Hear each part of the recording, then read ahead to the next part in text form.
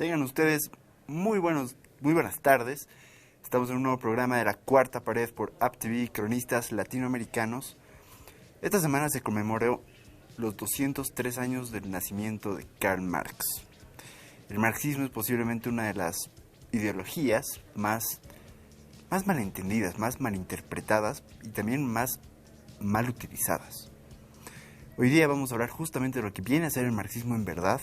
Vamos a interpretar cómo se ha aplicado en algunos países y cómo se ha malinterpretado en otros países. Así que quédense con nosotros en La Cuarta Pared. Analizamos marxismo.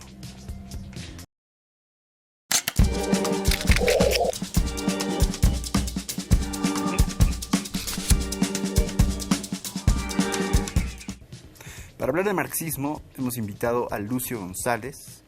Hola Lucio, ¿cómo estás? Gracias por haber aceptado venir. Gracias Mauricio por la invitación y bueno, vamos a hablar hoy día un poco de marxismo, ¿no? Que es un tema muy importante y además es una época donde se habla mucho más de marxismo, ¿no? Del marxismo, se habla del marxismo cultural, se hablan de diferentes facetas del marxismo y creo que es importante hablar, saber qué es y sobre todo esta relación que tiene, ¿no? En el cine como tal para poder relacionarlo con la sociedad actual, ¿no?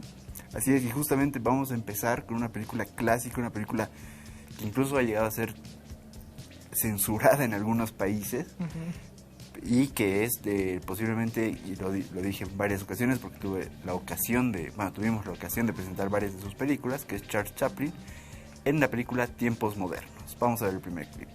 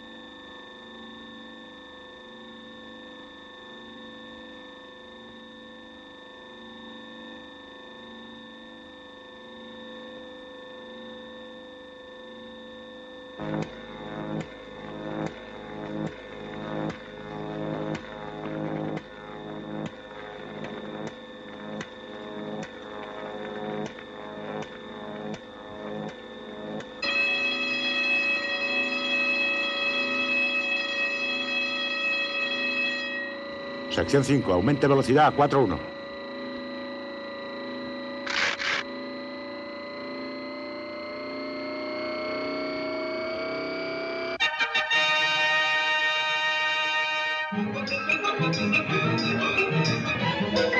Atención, capataz. Acuda al Banco 5. Compruebe el ritmo de producción. La cadena va con retraso, Banco 5. Atención, capataz.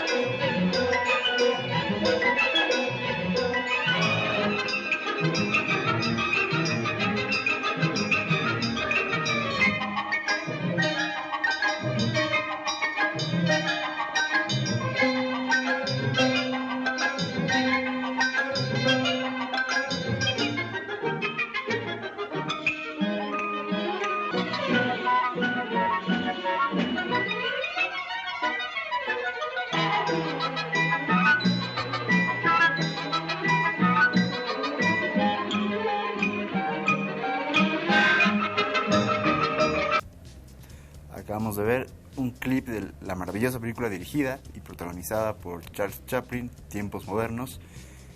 La primera pregunta, ¿por qué elegiste este clip? Bueno, creo que es importante que, como hemos visto ahora en el clip, se muestra, o por lo menos Chaplin muestra en la película, a la sociedad como tal, a la sociedad del siglo XX, de inicios del siglo XX, porque la película creo que es en 1936 que sale. Así es. Entonces estamos viendo ahí en la película cómo se da el proceso de producción dentro de una fábrica como tal, ¿no? Vemos ahí, por ejemplo, el inicio de la forma de producción sobre todo fordista como tal, que implica el proceso de producción fordista, que es justamente una producción en masa, ¿no? Genial. A partir de esta película, pero obviamente también un poquito más allá de eso, ¿qué es el marxismo? Bueno, creo que el marxismo como tal viene a ser un tipo de ideología, pero además hay que diferenciar a dos tipos de Marx dentro de lo que se llama en general el marxismo, ¿no? El primer Marx vinculado directamente al estudio científico de lo que es el capitalismo, el modo de producción capitalista, y un segundo Marx que es el que mayormente se conoce y el más difundido, que es justamente el Marx político, ¿no? Sobre todo del manifiesto comunista. Entonces, acá lo importante, y relacionando, digamos, a la película de Chaplin, es que justamente en el caso de Marx, por ejemplo, es el que describe el modo de producción capitalista, ¿no? Como tal, y identifica una característica en el modo de producción capitalista, que es un modo de producción antagónico como tal. Entonces, ¿qué implica esto? Que hay sobre todo clases altas, clases capitalistas y clases que necesitan vender su fuerza de trabajo. Esta relación es importante entenderla en Marx porque justamente en Chaplin se ve ese proceso, ¿no? Cuando hablábamos de la producción, cuando te mencionaba la producción fordista, por ejemplo, una producción en masa, vemos ahí cómo se da un proceso de cosificación del sujeto, ya que los trabajadores ahí son parte de la maquinaria, ¿no? Como Marx diría, son solamente un apéndice de la fábrica, digamos. Entonces hay un proceso de deshumanización como tal. En el caso de la película de Chaplin, por ejemplo, es muy sugerente en algunos puntos, ¿no? Porque, por ejemplo, tenemos la parte donde trabaja en la fábrica, tenemos después cómo se lo saca, digamos, a Chaplin de la fábrica, se lo bota, se lo expulsa. Y luego vemos entre broma y broma, pero en realidad están mostrando una realidad directa, que es justamente el proceso de cómo, empujados por este capitalismo salvaje, sobre todo los trabajadores marchan, hacen manifestaciones y son parte de una estructura de protesta contra el sistema que impera en ese momento, ¿no? Y que son reprimidos por la policía y todo como se ve en tiempos modernos. Creo que ahí es importante también resaltar, y justo igual se ve en la película, que este sistema capitalista, este sistema salvaje, como se lo denomina, empuja también a otras condiciones a la gente, ¿no? Y empuja sobre todo a las personas a condiciones de vida precarizadas como tal, ¿no? Ahí, por ejemplo, podemos... y perdón que te interrumpa. No, tranqui. A ver, algo que se ve justamente es, como tú muy bien dices, que Chaplin prácticamente tiene una acción totalmente automática, ¿no es cierto? Simplemente gira las tuercas y para de contar, gira las tuercas y para de contar. Y obviamente con la industrialización y con el avance tecnológico, todo lo que vienen a hacer estos procesos de trabajo han ido mutando. ¿Tú crees que en la actualidad sigue vigente la película de Chaplin? Es decir, sigue vigente la forma de explotación empresarial, corporativista. Creo que justamente, obviamente va variando, ¿no? Marx va a decir que, por ejemplo, los modos de producción, los medios de producción como tal, que son las máquinas, van evolucionando, digamos, ¿no? Entonces, por ejemplo, ahora tenemos tal vez obreros que se dedican a el uso de las computadoras, por ejemplo, ¿no? Es una sociedad más computarizada, pero ahora yo creo que estamos en una sociedad todavía aún más precarizada. ¿Por qué digo esto? Porque justamente ya no hay la masa obrera como había, por ejemplo, en Chaplin, sino que ahora lo llamamos las personas que tienden sobre todo a invertir, digamos, ¿no? A ser sobre todo sujetos que no tengan en teoría un explotador como tal, ¿no? Entonces creo que no hay, o sea, hay una precarización laboral, una forma informal de trabajo ahora, ¿no? Que es mucho más distinto que antes, ¿no? Claro que hablando de la sociedad de Chaplin, por ejemplo, inicios del siglo XX, es importante también destacar cómo había una precarización importante en los centros urbanos, sobre todo, ¿no?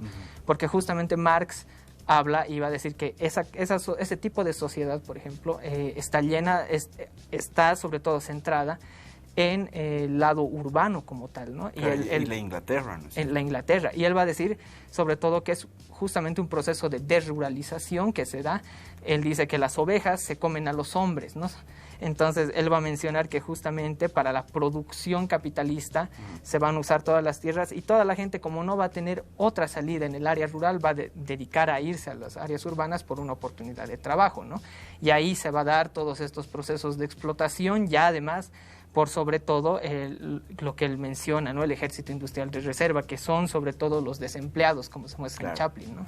Y en la película algo que se ve que es muy impactante es como el presidente, el capitalista, en realidad el presidente de la fábrica, lo que hace es decir, aceleren, trabajen más rápido, como si no le importara, bueno, porque no le importa en realidad lo que vienen a hacer los trabajadores. En la actualidad, con el hecho de que evidentemente ha aumentado absolutamente todo y la producción en masa tiene que ser en masa porque si no, no estás produciendo. Los que producen no en masa, sino literalmente demasiados pocos productos, valga la frase contradictoria, ¿también son capitalistas? Particularmente no son capitalistas porque un capitalista requiere la acumulación del capital como tal. La diferencia ahora, por ejemplo, es que hay mucha gente que se hace llamar capitalista por un lado, pero en realidad no tiene las condiciones económicas para hacerlo, no maneja los medios de producción, no es la encargada de dar un salario a las personas, ¿no? Entonces, ahí hay una gran diferencia, ¿no? Con, por ejemplo, el capitalista que se muestra en Chaplin, ¿no? Que es dueño de la fábrica y que además tiene a su cargo muchos obreros y que no les deja ni siquiera, como se ve en la película, ni ir al baño, que prefiere matar los tiempos muertos, como se llama en el marxismo, y crea o busca una máquina, por ejemplo, para darles alimento y que no pierdan el tiempo y que sigan trabajando, ¿no? Para que haya ese tiempo socialmente necesario que habla Marx en una fábrica, ¿no?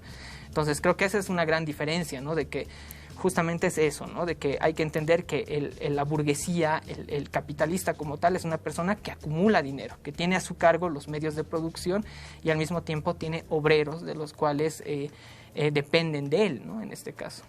El burgués, y justamente me adelantaste un poquito a lo que venía a ser mi pregunta, el burgués tiende a ser entendido como un intermedio entre el proletario y el capitalista, que aspira a ser capitalista. Y evidentemente también aspira a en ningún momento convertirse en proletario. Una pregunta quizás muy compleja, pero que me llama mucho la atención justamente por lo que nos has dicho. ¿En Bolivia existe burguesía? René Zabaleta, por ejemplo, decía que no existía burguesía en Bolivia. En sí, todos eran más cercanos al proletariado o al campesinado, que ya viene a ser un tema un poco más aparte.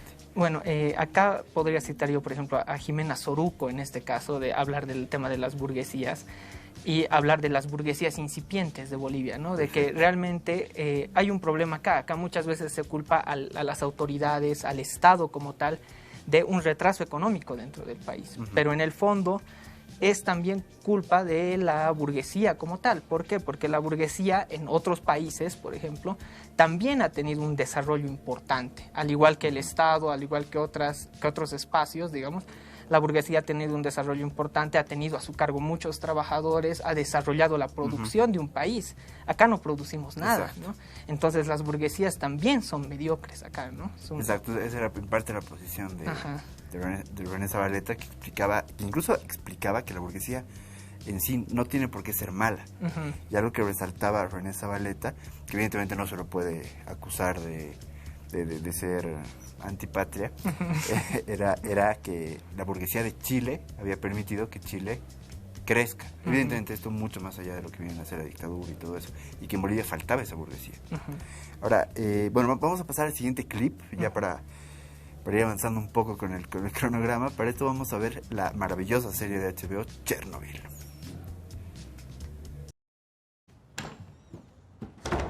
I must tell you, this is why no one likes scientists. When we have a disease to cure, where are they? In a lab, noses in their books, and so grandma dies. But when there isn't a problem, they're everywhere, spreading fear. I know about Chernobyl. Oh? I know that the core is either partially or completely exposed. Whatever that means. And that if you don't immediately issue iodine tablets and then evacuate the city, hundreds of thousands of people are going to get cancer, and God knows how many more will die. Yes, very good. There has been an accident at Chernobyl, but I've been assured there is no problem. I'm telling you that there is. I prefer my opinion to yours. I'm a nuclear physicist. Before you were deputy secretary, you worked in a shoe factory. Yes, I worked in a shoe factory. And now I'm in charge. To the workers of the world.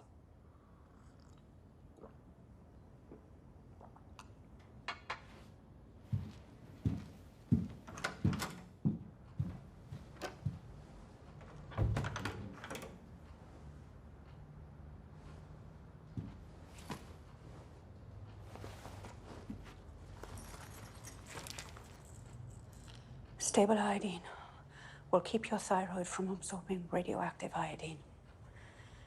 Take one a day for as long as they last. And go east. Get as far from Minsk as you can.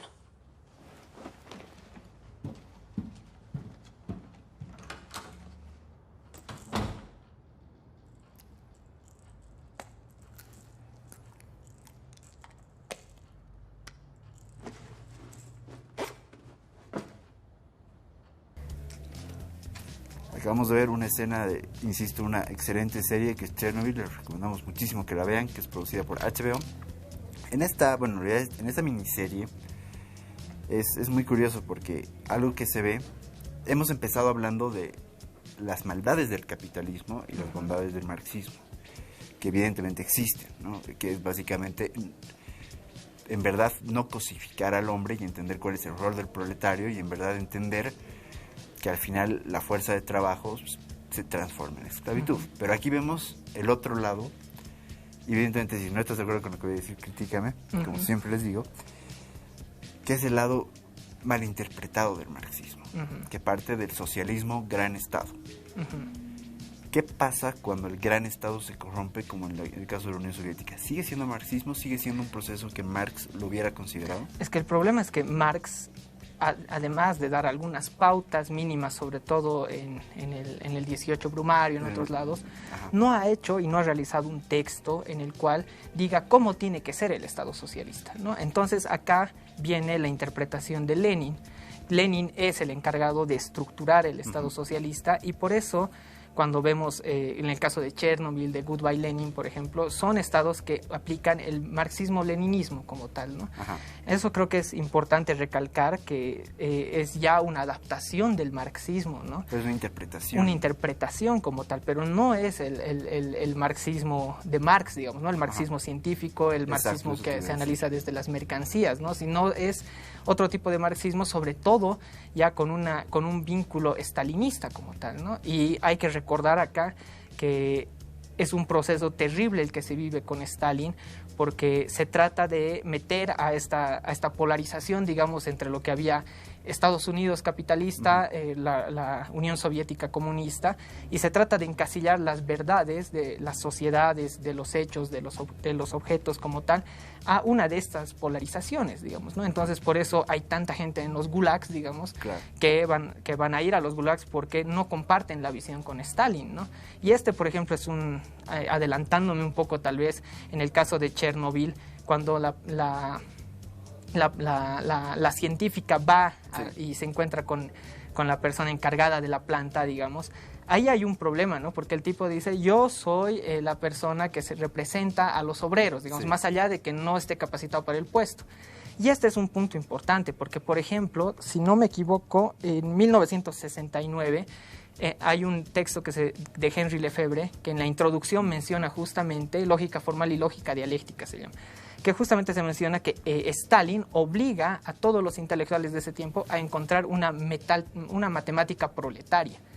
Y en el libro se trata de hacer un análisis científico de la dialéctica, pero no se logra. Henry Lefebvre dice claramente, no puedo cambiar la matemática, no hay una matemática proletaria, y es llevado al Gulag, digamos, ¿no? Entonces eso implica que hay una visión súper militante, ¿no?, de este marxismo-leninismo, pero sobre todo vinculada al estalinismo Claro, como tal, ¿no? Y en realidad es totalmente estalinista, ¿no?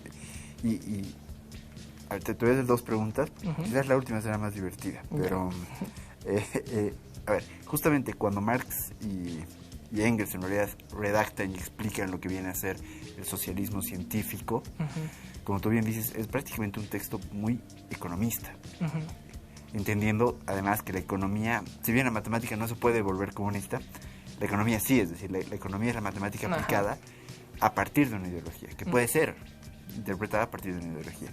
En ese sentido, la Unión Soviética fue marxista, entendiendo, evidentemente, fue stalinista, fue leninista, pero fue marxista. Aquí ya entra un poco de mi subjetividad, ¿no? Ya, totalmente, pero no hay problema. Creo que no. Creo que para mí hay una interpretación a conveniencia de lo que ha sido el marxismo, una visión mucho más política, tal vez del Marx del Manifiesto Comunista, por ejemplo, Ya, sí. y no, por ejemplo, un análisis concreto de lo que es lo que nosotros en sociología llamamos un Marx sociológico, digamos, que está vinculado sobre todo al capital, ¿no? Entonces creo que para mí no, personalmente no ha sido marxismo como tal, sino ha sido una reinterpretación política, ¿no? Y sí, eso. Y otra pregunta, creo también divertida. En el caso de los empleados públicos, evidentemente sobre todo en el régimen de la Unión Soviética, pero se puede extrapolar a muchos países muy cercanos. ¿También son cosificados estos empleados públicos como el proletario en el caso del capitalismo? Es una pregunta un poco más compleja, ¿no? Pero en el caso de este proceso de la burocratización, creo que sobre todo hay una estructura del Estado como tal, ¿no? No se trata de una persona que está produciendo, ¿no? Que está en relación con las mercancías, sino que está reproduciendo la lógica del Estado, ¿no? Entonces creo que ahí hay una diferencia importante y que justamente los procesos de burocratización son justamente procesos también de dominación, digamos, ¿no? Entonces, como por ejemplo Weber lo va a llamar después, ¿no? Entonces creo que no serían, o sea, son trabajadores, son personas asalariadas igual, pero hay una diferencia ahí, ¿no? Entre la relación con las mercancías, justamente, claro, y el rol que ocupan. Diferencia, creo. Pero ¿considerarías que pueden llegar a ser explotadas? Sí, más allá del término mercancía. Sí. Completamente. De hecho, no solo en esa época, sino ahora, digamos, ¿no? La explotación está presente en todos lados. Sobre todo vemos, por ejemplo, ahora con esto del trabajo, homework, digamos, ¿no? Donde no hay horarios, por ejemplo, claro. no se legisla. Entonces, las formas de explotación sí tienden a adaptarse también, ¿no? A todos los mecanismos, a todas las formas donde el trabajador está inmerso, ¿no? Y el socialismo entendido como el gran Estado, ¿es explotador? Sí, completamente. Creo que el caso de los ejemplos que hay, los ejemplos reales de toda la Unión Soviética antes de la caída del muro de Berlín, sí hay tipos de explotación, y es justamente la crítica que se hace, ¿no? A estos estados, que hay una estatización económica, ¿no? Así, capitalismo de Estado. Capitalismo de Estado, justamente, pero no hay en ningún sentido, digamos, una abolición de las clases sociales, para ser utópico, o directamente no se eliminan las relaciones de poder, ¿no?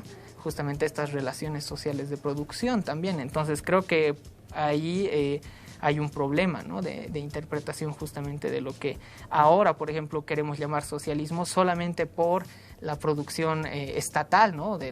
La economía del Estado como tal, pero en realidad para hablar del marxismo, digamos, del marxismo científico como tal, no vendrían a ser estados socialistas como tal, ¿no? No, qué chistoso que... Es que parte de mí cree que sí vendrían a ser estados socialistas en el sentido del tamaño del Estado y en el sentido del control del Estado. Pero claro, y justamente algo que explica Lenin en sus textos, que son muy buenos además. O sea, a mí me parece que Lenin es bueno, Stalin es malo. Claro. Lenin es bueno. Algo que me parece bien interesante en los términos de Lenin es justamente quien tiene que tomar los medios de producción sí es el proletariado, en el caso de Rusia pues, también el campesinado, pero no se puede dejar de lado a la burguesía. Claro. Sí, Lenin dice eso, aunque no lo crean. Y en ese sentido, la burguesía boliviana, y vuelvo al tema, ¿no? de la burguesía boliviana, la burguesía boliviana, sobre todo actualmente, está, en primer lugar, está cosificada y en segundo lugar, es libre de crear, es libre de poder tomar los medios de producción o crear medios de producción no explotadores. De hecho, un primer punto referido a que justamente Lenin dice esto del proletariado. Pero ¿cuál es el problema de estos estados? De que en realidad no es el proletariado, que no se da la dictadura del proletariado, será la dictadura del Partido Comunista. Ya. Ese es, yo creo, un punto que tal vez podemos discrepar ahí, donde no creo que haya en ese sentido socialismos como tal, ¿no? Pero, ¿y cuál era el segundo punto que me decías? Si la burguesía boliviana... La burguesía boliviana, puede por lo crear... menos en el último tiempo, creo que ha tendido, y yo hablo de la burguesía aymara, porque hay tipos de burguesía también, donde se ha dedicado sobre todo a la circulación del dinero, no a la producción. Y esa es una característica de cualquier burguesía, tiene que ser productora de mercancías, productora de recursos, pero acá sobre todo nos hemos dedicado mucho a la circulación del dinero. Perfecto. Es por eso que Samsung, otras marcas, no negocian directamente acá con los empresarios, sino negocian con los que traen los celulares, por ejemplo, ¿no? O las tablets. Entonces acá el capitalismo como tal obviamente ha evolucionado mucho de los tiempos de Marx, pero esa es la gran diferencia, ¿no? Creo, entre las nuevas burguesías que van surgiendo y las viejas burguesías que son prácticamente, tienen su poderío económico, pero son incipientes a comparación de otras burguesías productoras a nivel continental nomás, ¿no? Claro, basta comer Argentina, basta comer Brasil. Claro. Basta comer Chile y Perú incluso, ¿no? Tengo varias preguntas al respecto, pero creo que las voy a dejar para el último bloque en realidad, porque vamos a hablar también de todo lo que viene a ser la Guerra Fría. Así que ahora vamos a ver la película, el clip de la película no dirigida por Pablo Larraín, si no me equivoco, del año 2015.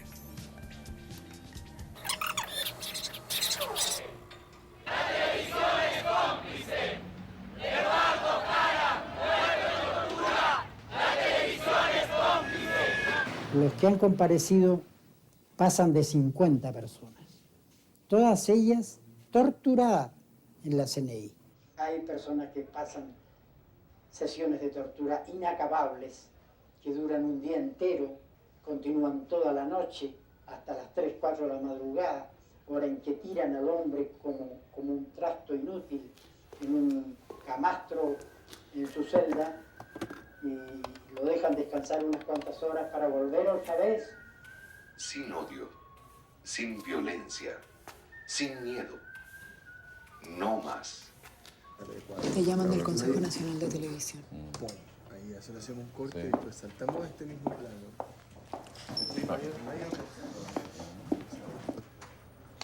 ¿Se puede saber cuál es la razón? No, muy bien. Sí, no se preocupen. Hasta luego. Gracias. El programa de mañana no puede salir al aire tal cual está. La sección del juez, según ellos, viola la independencia del Poder Judicial. ¿El juez? Puta, ¿metieron lo del juez? No vamos a entregar ningún programa, weón. Esta weá es censura.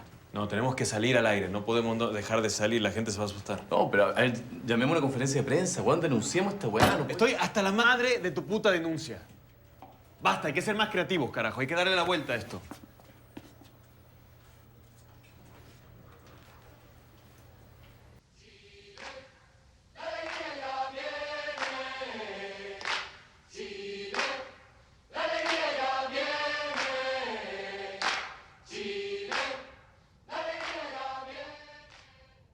Buenas noches. En estos programas hemos podido darnos cuenta de que es bueno decir las cosas tal como son. Expresarse, discutir hace bien. No tiene por qué haber censura. ¿Para qué la censura? Sin embargo, durante 15 años, un sector importante de este país no ha podido expresarse como lo hacemos actualmente en este programa de televisión.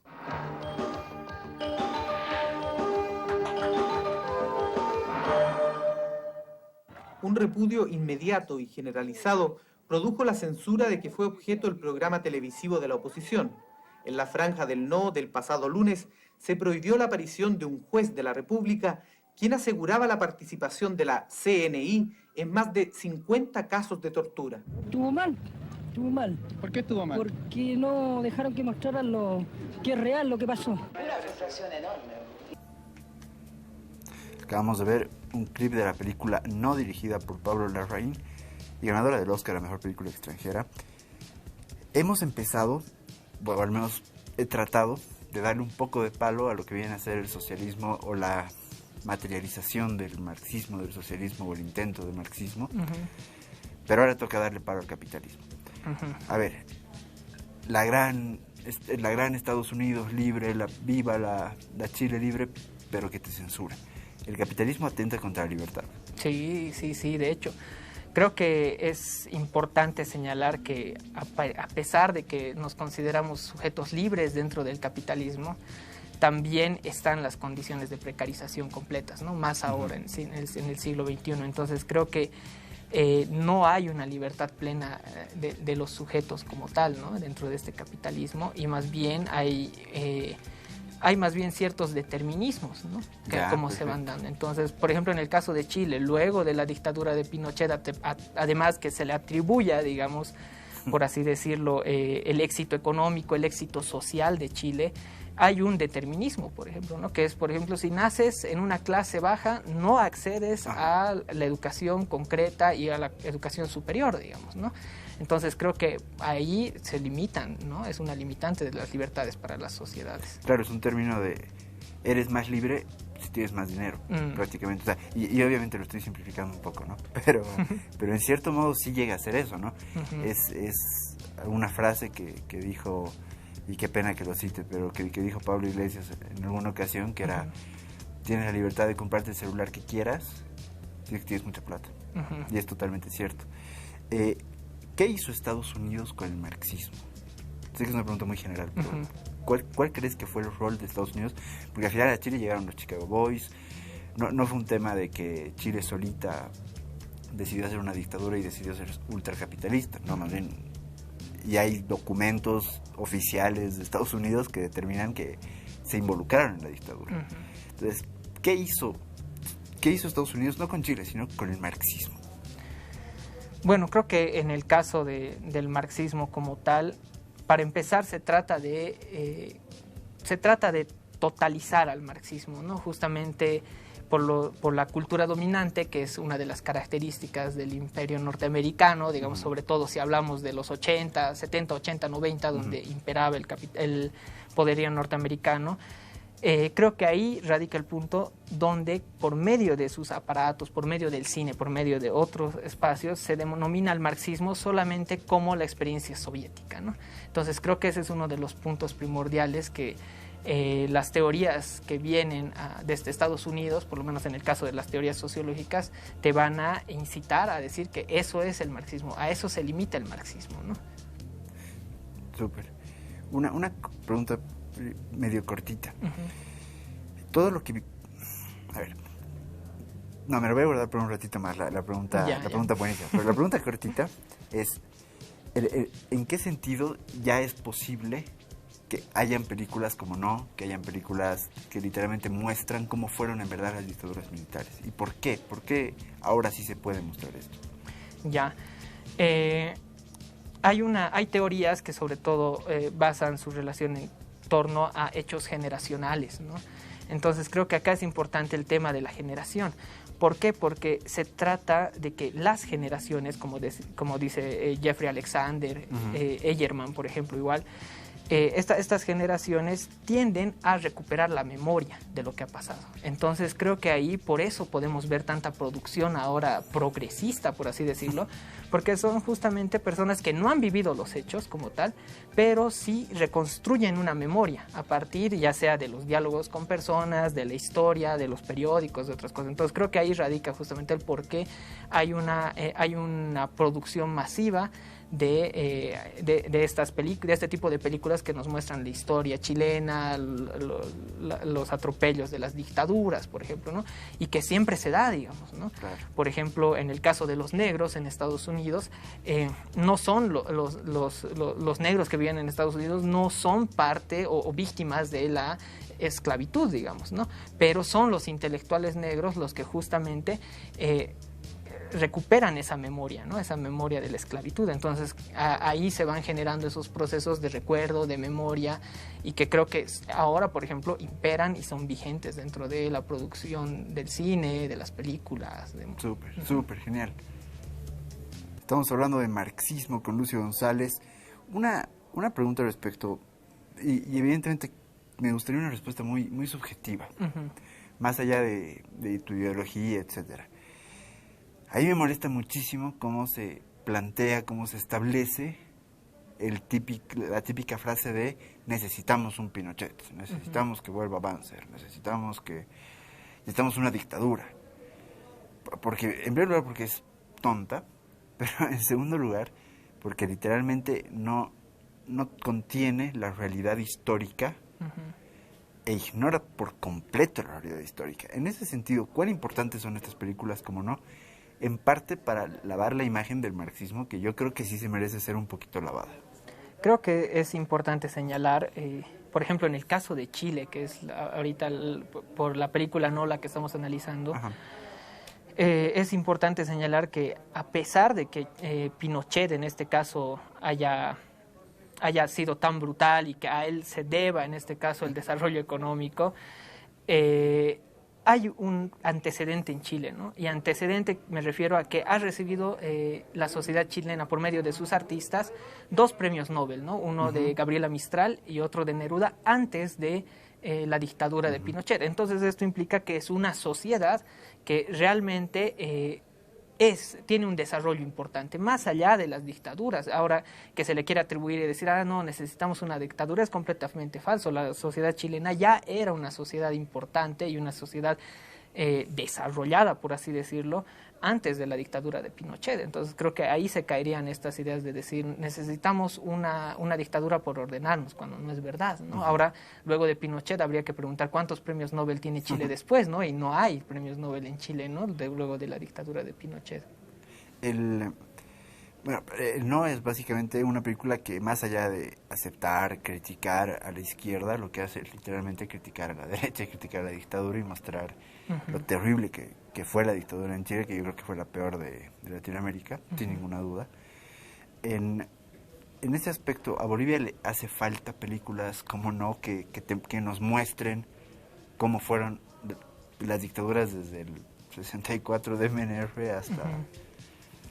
Sí, creo que es un proceso, ¿no? En el caso, por ejemplo, de Chile, en el caso de Argentina, por ejemplo, hay una memoria histórica respecto a la dictadura, ¿no? En el caso de Argentina, claro, es distinto, es una sociedad que no tiene una prehistoria colonial, digamos, pero que genera mucho de su historia a partir de las dictaduras militares, ¿no? Entonces, por eso en el colegio, en los libros de educación, hay materias de derechos humanos, por ejemplo.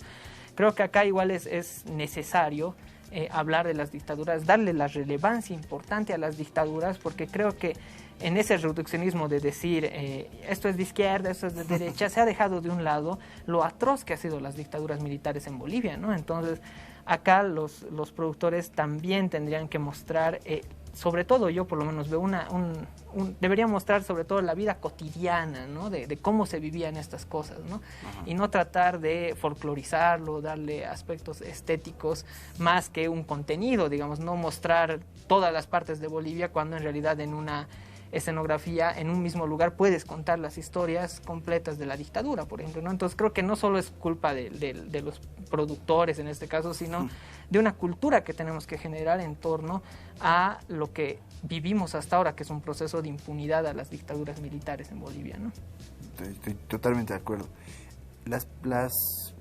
A ver, Chile, Estados Unidos, la Argentina de esa época, tenían el gran eslogan de la libertad. ¿Qué es más libre y qué da más libertad? ¿El marxismo? Yo no quiero hablar de comunismo porque creo que ahí sí vamos a volar en términos teóricos, pero ¿qué da más libertad? ¿El marxismo o el capitalismo? Es compleja la pregunta. Yo solo me reduciría a lo que vivimos cotidianamente, y lo que vivimos cotidianamente es el sistema capitalista, ¿no? Tratar de analizar si el marxismo nos da más libertad, yo creo que sería tal vez mucha especulación, digamos, ¿no? Pero sí creo que la tenemos clara, el sistema capitalista como tal, y lo que decía Fukuyama, por ejemplo, el fin de la historia, no es verdad, ¿no? A pesar de que ha triunfado el capitalismo, ha triunfado la democracia como tal, creo que ahí hay un problema de que encontramos las grandes grietas, ¿no? Gobiernos autoritarios, elecciones fraudulentas por todo lado, las denuncias completas, la deslegitimación de los estados, la restricción de los derechos humanos en todo el mundo. Entonces creo que ahorita es un problema del propio sistema capitalista. En las redes sociales se ve mucho, ¿no? De decir, esto es socialismo, no, nos va a llevar a la pobreza, el capitalismo es esto. No, deberíamos analizar qué está pasando en el propio capitalismo, ¿no? Y en el propio capitalismo se están acrecentando las desigualdades, se están reduciendo los derechos humanos, y la preocupación debe ser en torno a mejorar las condiciones, sobre todo de la democracia que estamos viviendo, que cada vez es más incipiente, ¿no? Genial, me encantó tu última respuesta, fue muy, muy buena, además de que yo pienso prácticamente lo mismo. Bueno, ahora vamos a ver el último clip, que es de la película Goodbye Lenin.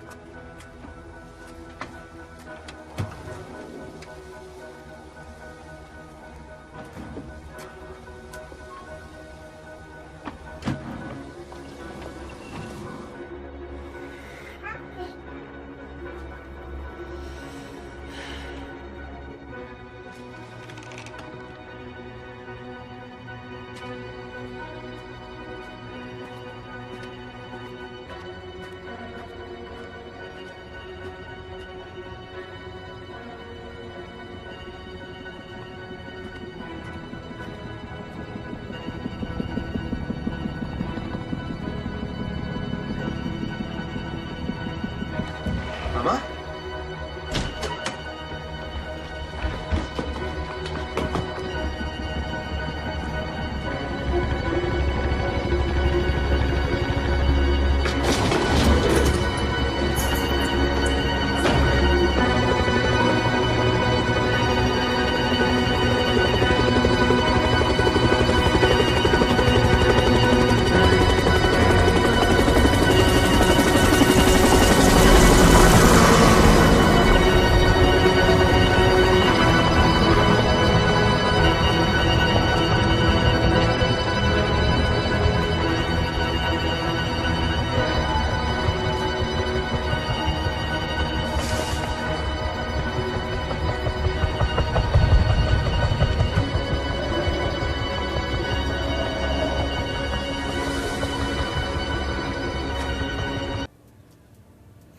Acabamos de ver el clip de la película Goodbye Lenin.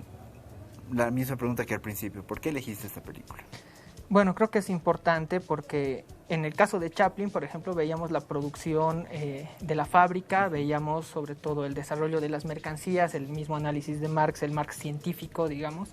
Y acá vemos un cambio de paradigma, ¿no? El cambio de paradigma implica, y sobre todo cuando la mamá, por ejemplo, era una militante del Partido Comunista, y vemos a los hijos que han cambiado de paradigma y están viviendo el capitalismo como tal, ¿no? Entonces creo que me parece importante el desarrollo de la película, porque es muy aconsejable, la verdad, verla. Tremenda película, y te muestra no solamente los problemas de una sociedad bajo el régimen del Partido Comunista, sino además te muestra las dificultades que tiene la implantación del sistema capitalista, ¿no? Las diferencias, por ejemplo, cuando van a comprar algún producto, pepinillos, digamos, al supermercado, en el régimen comunista solo habían los pepinillos alemanes, digamos, ¿no? Pero cuando ya van al supermercado otra vez, ya no hay los pepinillos alemanes, sino hay holandeses, hay españoles, hay de todo tipo. Entonces es un shock para las nuevas generaciones como tal, que han vivido eso. Y además creo que igual se muestra justamente este quiebre generacional al inicio de la película, cuando se detiene, por ejemplo, al hijo, ¿no? Y justamente la mamá, al ver esto, al ver que su hijo era detenido como un opositor más, queda traumatizada, ¿no? Entonces creo que es muy importante ver esa dinámica, cómo los países comunistas se abren y se dan los cambios abruptos, ¿no? El cambio de paradigma siempre es un cambio traumático, digamos, para las sociedades, ¿no? Eso te quería preguntar, ¿por qué llega a ser tan traumático un cambio de paradigma? Y no quiero incitarte a la respuesta, pero desde mi punto de vista, uno de los motivos por los cuales el cambio de paradigma llega a ser tan fuerte en muchos países, igual en Bolivia, después de las dictaduras, de la transición a la democracia, también es un cambio de paradigma, ¿no? Pero uno de los motivos por los que yo veo que es muy duro, tiene que ver con que cuando se habla de totalitarismos y autoritarismos, se habla en cierto modo de adoctrinamiento, no sé si estás de acuerdo. Sí, hay un tipo de adoctrinamiento a la fuerza, ¿no?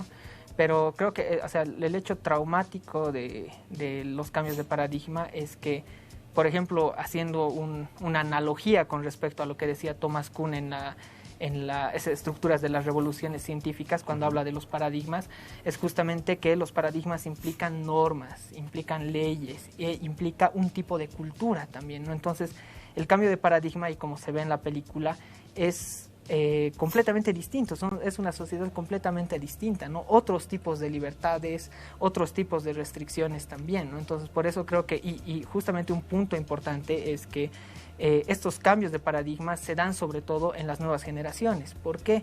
Porque las antiguas generaciones están más vinculadas al paradigma anterior, digamos, ¿no? Mientras las nuevas generaciones no tienen tanto tiempo arraigadas a un viejo paradigma y pueden ver nuevos tipos de paradigma, ¿no? Y entender sus sociedades, no sé si mejor o peor, eso ya depende de la sociedad, digamos, ¿no? Pero sí son los encargados, los impulsores, ¿no? de estos cambios como tal. Voy a quebrar un poquito la línea en la que estamos para preguntarte si el marxismo es adoctrinador o debería de ser adoctrinador si es que lo aplicas. Y aquí además aclaramos, estamos hablando de marxismo de verdad, no estamos hablando del marxismo que nos meten hasta por la sopa, que todo es marxismo, que si escribes Estado con mayúscula ya eres marxista, sino el marxismo de verdad, el marxismo científico, ¿es o tiene que ser adoctrinador? No creo que no es un requisito que sea adoctrinador, porque justamente Marx en el método que plantea, el método marxista, implica ver el objeto primero, hacer la abstracción, como dice en la introducción del Capital, y volver al objeto, ¿no? Entonces implica que tiene que haber una relación directa entre el sujeto observador, el sujeto analista y el objeto como tal. Para recién pasarlo a la abstracción. Entonces el marxismo tiene que ver las realidades concretas, como tal, la realidad objetiva. El problema ahora, y el problema de los que se dicen marxistas, por ejemplo, es que primero elaboran o elucubran sus elaboraciones teóricas y después lo pasan a la realidad, ¿no? Pero no hay el paso previo del análisis como tal, el análisis objetivo real. Y si partimos de ese análisis objetivo por medio del método, no tendría que haber un adoctrinamiento, tendría que ser las condiciones materiales las que te dicen cuál es la situación de la sociedad, ¿no? Cuál es la situación de un hecho concreto, ¿no? Y eso no pasa. ¿Por qué no pasa eso? En síntesis. Porque tenemos, después de toda la caída del muro de Berlín, y de muchos intelectuales que se hacen llamar de izquierda y muchas interpretaciones, es más fácil hacer estos tipos de reduccionismo, ¿no? Porque son interpretaciones políticas, pero netamente políticas, ¿no? Entonces, cuando revivimos el hecho, cuando revivimos a Marx, ahora lo revivimos de acuerdo a nuestra conveniencia, ¿no? Pero no vamos al análisis justamente científico. Y yo estoy completamente seguro que acá en Bolivia muchos se dicen que han leído a Marx, pero no han tocado las hojas del Capital. Se han debido leer el manifiesto comunista, como Peterson, digamos, que hace su crítica al marxismo en base al manifiesto comunista, pero no se analiza como tal el método, las características del marxismo científico, ¿no? Entonces creo que ese es el problema principal, ¿no? Y ahí tenemos los grupos del PC, del POR, de los trotskistas, de otras líneas de izquierda, digamos, que en muchos de los casos se han basado en el Nikitin para poder hablar de marxismo, ¿no? Un marxismo de manual, un enlatado soviético como tal, que al final de cuentas degenera en análisis muy limitados y polarizados de la situación nada más, ¿no? Y sobre todo polarizados, ¿no? Porque desde mi punto de vista Marx no es totalmente dicotómico, más bien, es decir, evidentemente sí presenta la dicotomía en el término de clases sociales, pero justamente la lógica y el método marxista a mí no me parece dicotómico. ¿Te parece que es dicotómico o es más amplio? Es que es el punto de entender, él analiza mucho la dialéctica, ¿no? La dialéctica hegeliana como parte del método, pero creo que ahí radica el punto, y justo Henry Lefebvre en la lógica formal y lógica dialéctica menciona que no se tiene que hacer una dialectización de todo, no todo es blanco-negro todo el tiempo, digamos, sino que justamente para eso es el método científico, ¿no? Para determinar en qué momentos la dialéctica y los procesos dialécticos operan, ¿no? Si no hay una dialectización, él dice tonta y no sé qué palabra más utiliza, pero es una dialectización que realmente directamente podemos aplicarla en cualquier sentido, ¿no? Y justamente ese es el problema, ¿no? Otra vez, reducir la vieja dicotomía entre el Marx político y el Marx científico, ¿no? Entonces creo que ahí radica el punto, ¿no? En darle prioridad al Marx político como tal, claro, ¿no? Y además, desde mi punto de vista, un Marx político que por algún motivo se olvidan del Marx filosófico, ¿no? Claro. Que en realidad el Marx político es científico también porque es filosófico. Claro. Es decir, no es solamente economista, es filosófico. Entonces, cómo lo politizan es prácticamente desde mi punto de vista, una prostitución de Marx, y eso lo hace la extrema derecha, la derecha y muchas de las izquierdas actuales. Muchísimas gracias por haber aceptado venir, muchísimas gracias por esta a ti casi Mauricio, clase bien, de marxismo. No sé, alguna palabra final. Bueno, primero agradecer el espacio, que sigan creciendo, que me parece muy importante este tipo de debates, y bueno, sobre todo invitar a la gente a que pueda ver las películas, que pueda sacar sus propias conclusiones y que no se deje llevar, y es la petición que debería ser en todo lado, tratar de no polarizar las cosas a blanco-negro, derecha o izquierda, o el Marx científico, el Marx político, ¿no? Hay una conjunción de muchas de estas cosas y que tenemos que superar la polarización, que son tiempos donde la polarización está vigente en nuestras sociedades todo el tiempo, en todo lugar, ¿no? Entonces hay que luchar frente a eso. Genial. Estuvimos hablando con Lucio González de marxismo en La Cuarta Pared. No se olviden vernos todos los sábados de 4 a 5, los domingos de 4 a 5 por AppTV. Y los domingos y martes que subimos los videos a YouTube por la página de Cronistas Latinoamericanos. No se olviden también seguirnos. En primer lugar, síganos en la página de YouTube de Cronistas Latinoamericanos, en las redes sociales, Facebook, Instagram y Twitter. Conmigo hasta la próxima semana.